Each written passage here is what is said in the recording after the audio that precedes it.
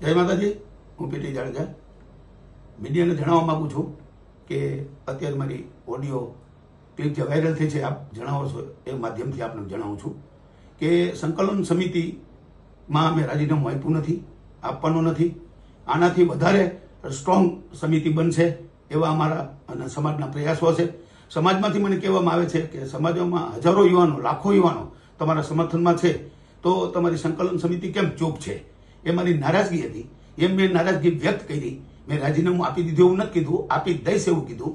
એટલે સંકલન સમિતિ અત્યારે ચર્ચા થઈ, જે ઓડિયો ક્લિપ છે એ ઓડિયો ક્લિપ જે સંકલન સમિતિનું 14નું જે ગ્રુપ છે એમાં છે, એમાંથી આ કોઈ વાયરલ કરી છે. એટલે મારી જે નારાજગી તો હતી, પણ હું જે વિચારતો હતો એ મુજબ જ આ કોઈ એક વ્યક્તિ છે. એટલે અત્યારે મને સંકલન સમિતિમાં બધાને ફોન આવે છે કે જે એક વ્યક્તિ છે એ મેં કીધું હું સાયબર ક્રાઇમમાં ફરિયાદ કરી એમનું નામ જાણી લઈશ, તો આપણે એને એકને દૂર કરશું. આખી સંકલન સમિતિને મેં કીધું, આખી સંકલન સમિતિને મેં કીધું જ નથી, બરાબર છે. મારી નારાજગી હતી એ મેં ક્લિપમાં મૂકી, એટલે કે 14 જણા સાંભળી અને એ નિવેદન કરે. પણ નિવેદન મેં કરવાનું કીધું નથી, મારી નારાજગી એ નહોતી. સમાજ મને પૂછે છે, મારે જવાબ આપવો પડે, એટલે મેં રાજીનામું આપ્યું નથી, આપવાનું નથી. સમાજમાં હજી આવા બીજા 92 જે તરવૈયા લડવૈયા છે એવા યુવાનોને સમિતિમાં જોડી અને સ્ટ્રોંગ સમિતિ બનાવું છું. સમિતિ કોઈ દી તૂટશે નહીં, ભાગલા કોઈ દી પડશે નહીં. જેને જે કરવું એ કરે, બરાબર છે. પણ હું આ સમિતિને હવે ક્યારેય મૂકવાનો નથી.